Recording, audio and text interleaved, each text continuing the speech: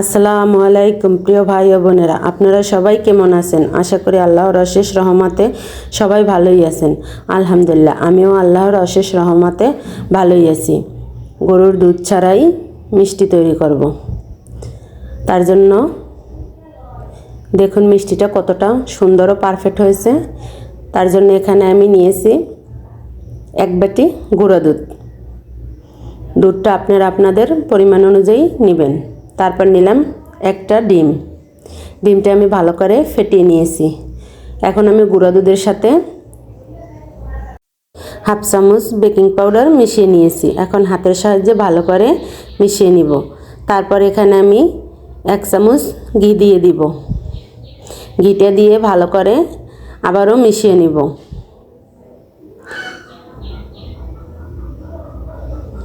ঘি দিয়ে মিশানো হয়ে গিয়েছে। এখন আমি ডিম নিয়ে অল্প অল্প ডিম দিব আর মিশিয়ে নিব। একবারে দেওয়া যাবে না, একবারে দিলে কিন্তু কম বেশি হয়ে যেতে পারে। তার কারণে অল্প অল্প করে দিতে হবে। অল্প অল্প করে দিয়ে ডোটা আমি তৈরি করে নিব। এখানে আমি যেই পরিমাণের দুধ নিছি, একটা ডিম আমার পুরোটা লেগেছে। আপনারা যদি কম বেশি করে নেন তাহলে ডিমের পরিমাণটাও কিন্তু কম বেশি লাগবে। এই যে আমি পুরো ডিমটাই দিয়ে দিয়েছি। আর ডোটা কিন্তু একটু হাতে লেগে লেগে থাকবে, ভয়ের কোনো কারণ নেই। রেস্টে রেখে দিলে সেট হয়ে যাবে।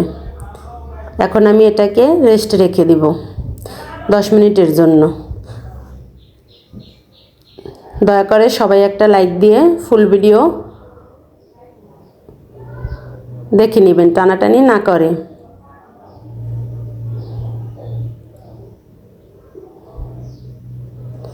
আমার ডোটা তৈরি হয়ে গিয়েছে। আমার হাতের সাথে কিন্তু লেগে আছে, এরকমেরই ডো হবে।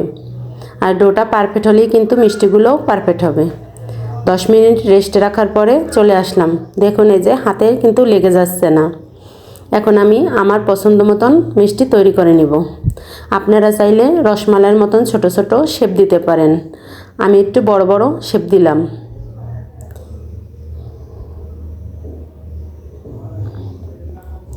এখন আমি একটু ডো নিয়ে হাতের মাধ্যমে একটু মথে নেব।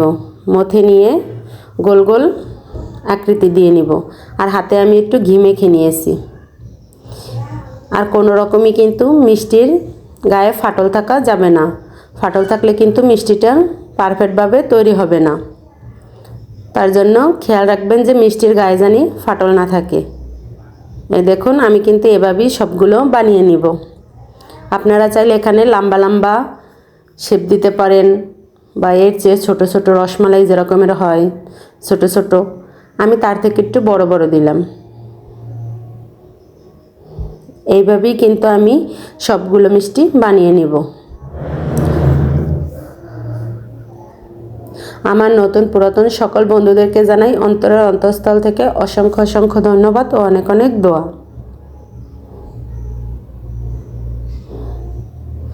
দেখুন এইভাবে কিন্তু আমি সবগুলো মিষ্টি অফ ক্যামেরায় বানিয়ে নিয়েছি। আর দেখুন একটা মিষ্টির গায়েও কিন্তু ফাটল নেই। আমি তো আগেই বলেছি যে আমি এগুলো একটু সাইজে বড় বড়ই বানাবো। আপনারা চাইলে রসমালাইয়ের শেপ দিতে পারেন। এখন আমি এখানে যেহেতু গরুর দুধ ব্যবহার করব না, শুধু গুঁড়ো দুধ দিয়ে বানাবো, তার কারণে কিন্তু আমি এখানে পানি দিয়ে দিয়েছি। পানিটা দিয়ে আমি 4টা এলাচ দিয়ে দিয়েছি ছোট ছোট। দিয়ে পানিটা যখন হালকা গরম হবে তখন কিন্তু আমি দুধটা দিয়ে ভালো করে মিশিয়ে নেব। এখানে আমি 1 বাটির একটু কম দুধ দিয়েছি। আপনারা যদি গরুর দুধ ব্যবহার করেন তাহলে সরাসরি গরুর দুধটা দিয়ে দিবেন, তাহলেই হবে। তারপর এখানে দিয়ে দেব চিনি আমি হাফ বাটি চিনি নিয়েছি। মিষ্টিটা আপনারা আপনাদের স্বাদ অনুযায়ী দিবেন। আমরা একটু মিষ্টি বেশি খেতে পছন্দ করি, তার জন্য কিন্তু একটু বেশি মিষ্টি দিলাম। যখন বলক এসেছে তখন কিন্তু আমি মিষ্টিগুলো দিয়ে দেবো। আর মিষ্টিগুলো দিয়ে কিন্তু নাড়াচাড়া করা যাবে না। আর আমার ভিডিওটি যদি কোনো নতুন বন্ধুদের কাছে ভালো লেগে থাকে, চাইলে আমার চ্যানেলটি সাবস্ক্রাইব করে পাশে থাকা অল বাটনটি বাজিয়ে রেখে দিতে পারেন। আমি কোনো ভিডিও ছাড়ার সঙ্গে সঙ্গে আপনাদের কাছে নোটিফিকেশন চলে যাবে। আপনারা আপনাদের সময় সুযোগ মতন দেখে নিতে পারবেন। মিষ্টিগুলো দেওয়া শেষ। এখন কিন্তু আমি ঢেকে দিব।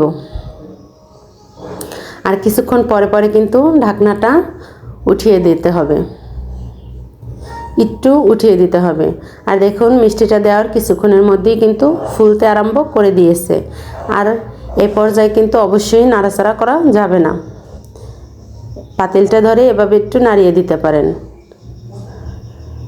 আর আমি কিন্তু মাঝখান থেকে এরকমের হালকাভাবে অল্প একটু 2-1 সেকেন্ডের জন্য নেড়ে দিলাম। মিষ্টির গায়ে কিন্তু আঁচ লাগান যাবে না। তারপর কিছুক্ষণ পরে দেখুন খুবই সাবধানে মিষ্টিগুলো একটু উল্টিয়ে দিয়েছি, আবারও ঢেকে দিব। দেখুন মাশাল্লাহ আমি কিন্তু 25 মিনিট রান্না করে নিয়েছি। মিষ্টিগুলো আমার একদম পারফেক্ট তৈরি হয়েছে, ভিতরে কিন্তু একদমই কাঁচা নেই, কাঁচা থাকলে কিন্তু চুপসে যেত। আবার দেখা হবে নতুন আর একটা ভিডিও নিয়ে। ততক্ষণ সবাই সুস্থ থাকুন, ভালো থাকুন, সকলের জন্য দোয়া রেখে আল্লাহ হাফেজ।